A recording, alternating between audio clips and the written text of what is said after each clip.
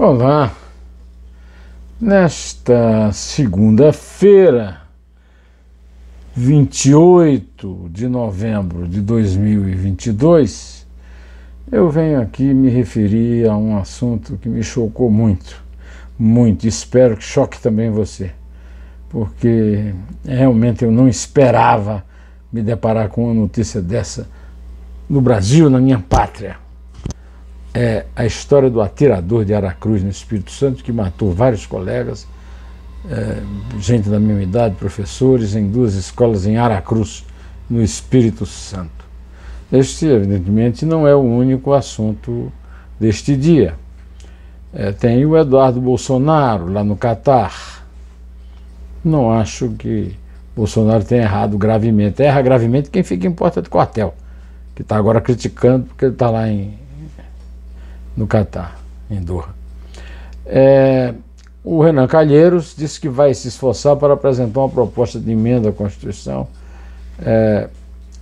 contra a violência antidemocrática no Brasil. E a especulação em torno do nome de Fernando Haddad para o Ministério da Fazenda, mostrando que, como eu escrevi na semana passada, na minha coluna no Antagonista, o PT se comporta como os Bourbons definidos pelo Cardeal Richelieu. Tá? Eles não esqueceram nada, não aprenderam nada.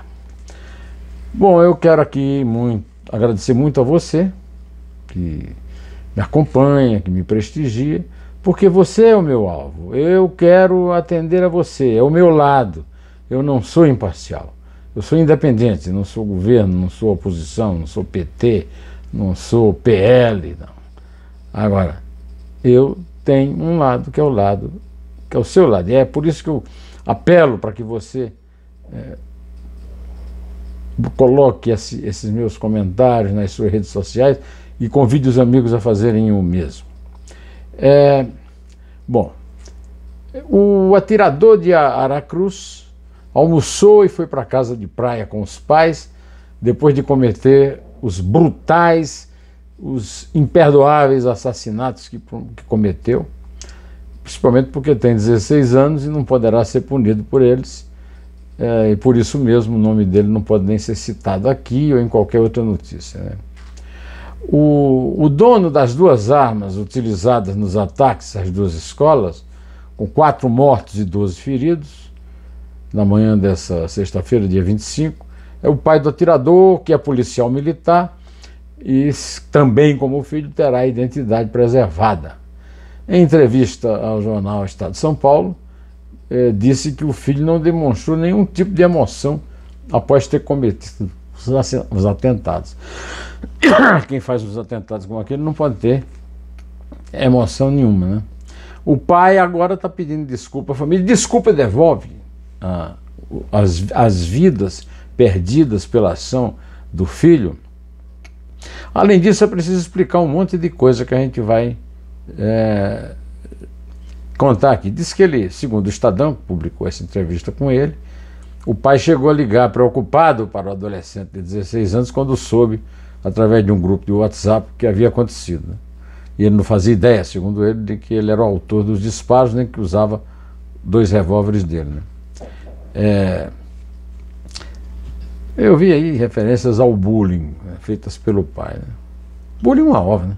Não tem nada a ver com bullying. Olha, eu tenho 71 anos de idade e não tenho nenhum resquício de bullying que eu tenha sofrido na infância que tenha perturbado o meu caráter. Eu sempre tive a cabeça grande, meu apelido era Cabeção, eu era gordo e mole, não participava direito da educação física, nunca aprendi a jogar futebol, apesar de ser louco por futebol, mas meus pais não me incentivavam a reagir aos bullying, ao contrário, me levantavam o meu astral, investiam na minha capacidade de aprender. Minha mãe era professora e me incentivavam a não ter atitudes agressivas. Meu pai foi, durante uma época, agente fiscal, tinha um revólver em casa, guardado no cofre, com segredo, que ninguém sabia, que ninguém quis usar. Nenhum dos meus irmãos, nem eu, nem as pessoas que frequentaram aquela casa tiveram qualquer acesso à arma. Meu pai tinha obrigação funcional de usar como agente fiscal, né? O que influi mesmo é a criação. Imagina o seguinte: o pai comprou um livro de Hitler, segundo a polícia, e deu ao filho. Pelo amor de Deus, né? Em Vila Velha tem uma rua lá no Espírito Santo pintada com símbolos nazistas. Isso é que incentiva a violência. O armamentismo do Bolsonaro incentiva a violência. A política como é que é? O policial pode reagir e matar, né? É essa política, a política de distribuir armas aí à torto e à direito, CACs, né? Colecionadores, atiradores, esportistas, né? Essa política é que incentiva a violência e que leva a esse tipo de atitude. Não são os bullying, né? Não são mesmo. Bom, e por falar em Bolsonaro, não foi só Eduardo Bolsonaro, o filho 03, né, do Jair Bolsonaro, que se viu criticado por bolsonaristas violentamente ao ser flagrado curtindo o jogo do Brasil e Suíça no estádio de Doha, no Catar, né? A Heloísa, mulher dele, também passou a ser questionada pelos seguidores, né? No Instagram, tão logo as imagens começaram a circular pela internet, as críticas começaram. Apesar de ter visto na notícia que o Eduardo Bolsonaro tinha agenda em Brasília e não cumpria, e ele é deputado federal, tem a obrigação de cumprir, eu diria que ele não errou tanto de ir ver o jogo do Brasil, porque o Brasil está de férias para ver a Copa, e a culpa não é dele. Agora, os que estão nas portas de quartéis perturbando os militares, estes sim trabalham contra a democracia e merecem ser punidos. Quem erra são eles, não é aqueles que agora ele critica depois de endeusar, né? Criticam depois de endeusarem, né? Os babacas que ficam em frente de quartéis devem pagar, inclusive, pena por isso, é um crime, né? O senador Renan Calheiros, que eu entrevistei na semana passada, entrevista muito boa, que eu recomendo a leitura, apesar das críticas contrárias, né? Disse que vai se esforçar para apresentar uma proposta de emenda à Constituição e 5 projetos de lei para tipificar a intolerância e crimes contra o Estado Democrático de Direito. Segundo o senador, o estopim foi ataque de bolsonaristas ao cantor Gilberto Gil no Catar neste domingo. A agressão ao Gilberto Gil, meu amigo pessoal há muito tempo, grande gênio da música brasileira, motivo de muitos elogios meus em críticas à poesia e à música, inclusive elogiei muito o discurso dele na posse da Academia Brasileira de Letras e o discurso também do encarregado de recebê-lo, o Antônio Carlos Sequim, né? Eu acho um absurdo, né? Ficarem fazendo piadinhas. Tem um comerciante que falou: mas não fui eu que falei, era o outro que estava atrás de mim. Além disso, são covardes. E essa covardia precisa ser punida, porque é uma covardia com a qual imitam o covarde mor, que é o atual presidente em exercício, Jair Bolsonaro, né? O senador vai compor a futura base de Lula no Legislativo, né? E disse ontem que outros casos também motivaram suas propostas, né? Como, por exemplo, os ataques a ministros do Supremo Tribunal Federal. Esses ataques eu já critiquei também, mas critiquei a ida dos ministros do Supremo numa confusão dessa, trabalhos aqui contra a democracia, o ministro lá no Converscote de João Dória, em Nova York, e além de bater em boca, né? Eu quero chamar a sua atenção para a entrevista que eu fiz, está no ar desde sábado, com o magistrado, o desembargador aposentado da Justiça de São Paulo, Walter Fanganiel Maerovitch, e ele concorda comigo. Ele acha a reação, por exemplo, ele vai até além, né? Ele acha que a reação, que a tal da perder o Mané, não, a Mola, não é uma reação digna de um juiz da Suprema Corte. E não é digno do juiz da Suprema Corte, na hora que tem que estar aqui no Brasil defendendo a democracia, está passeando, está flanando em Brasília, né? Ele também, o senador Renan Calheiros também lembrou o senador Randolfo Rodrigues, foi seu companheiro lá na famosa CPI da Covid, lá no Egito, e o ex-presidente da Câmara dos Deputados, Rodrigo Maia, cuja notícia eu vi agora, como também vi uma notícia que ele não citou, mas certamente ele incluirá nos exemplos, que foi o Ciro Gomes, foi candidato do PDT à presidência e foi hostilizado no hotel em Miami. Não tem o menor sentido hostilizar uma pessoa porque ela não concorda com você, porque ela não quer seguir os seus passos, porque ela não quer obedecer às ordens dos seus ídolos. Isso é o fim da picada, é uma demonstração de infantilidade, de burrice, e é um crime. É um crime contra a democracia. Cada pessoa tem direito de pensar como quiser e de seguir quem quiser. Os noticiários de rádio e TV especulam sobre Fernando Haddad no Ministério da Fazenda no futuro governo Lula. É a prova que faltava de que, como eu falei no artigo que eu fiz na minha coluna no Antagonista, os petistas não esqueceram nada, não aprenderam nada. O que os petistas precisavam ter aprendido é que essa eleição, o Lula foi eleito para o Bolsonaro não ser reeleito. Aliás, o Lula foi reeleito pela segunda vez para o Bolsonaro não ser reeleito pela primeira vez. Essa falta de compreensão das coisas é lamentável para o Brasil. E se as fragorosas derrotas de Haddad e Dilma Rousseff nas eleições passadas não foram suficientes deste ano para orientar Lula, o que poderá vir a ser, hein? Eu também tenho a criticar aqui o Conselho da Justiça Federal, que restabeleceu o pagamento de um benefício salarial extinto há 16 anos para magistrados da esfera federal.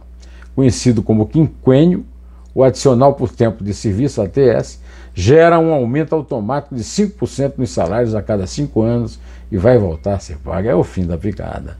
O Brasil numa situação trágica e os juízes abusando disso, os funcionários, os marajás, né, como chamava o Collor, que agora ele não se lembra muito não, né? Mas a decisão prevê um pagamento retroativo com correção pela inflação desde junho de 2006. Pelo amor de Deus. Para esta semana, eu publiquei no Antagonista um artigo que se refere à Copa.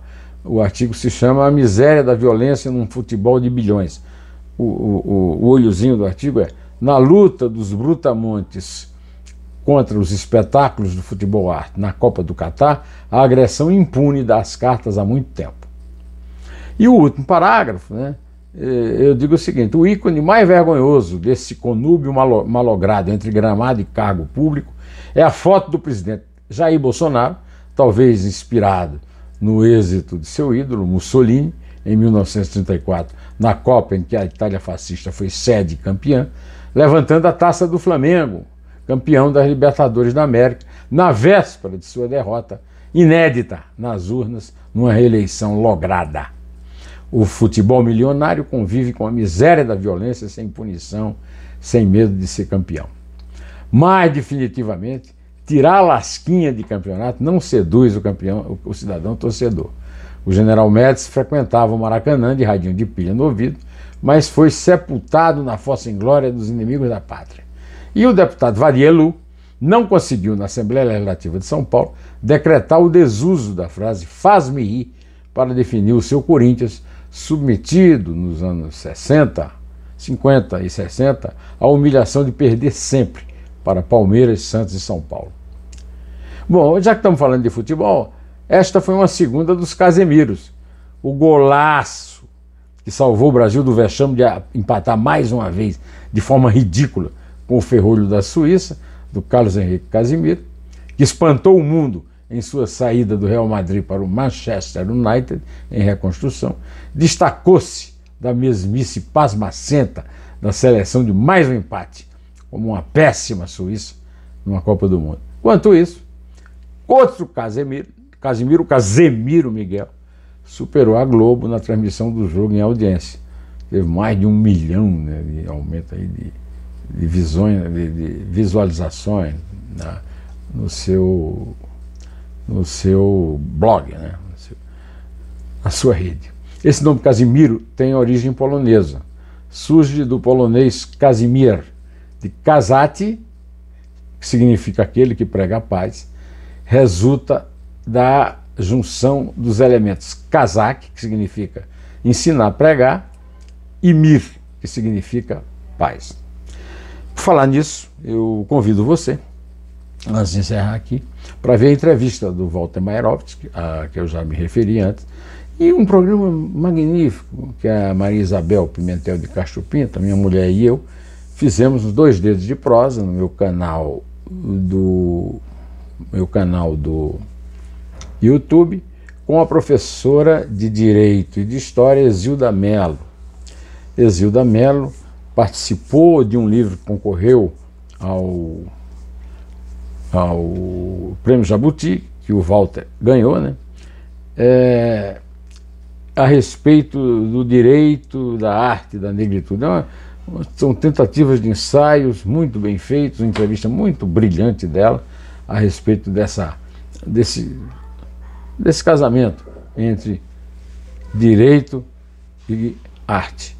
Direito e teatro, ela cita Ariano Suassuna e Lourdes Ramalho a respeito especificamente do caso da negritude. Eu convido você e, além disso, me despeço dizendo para você, direto ao assunto, em té!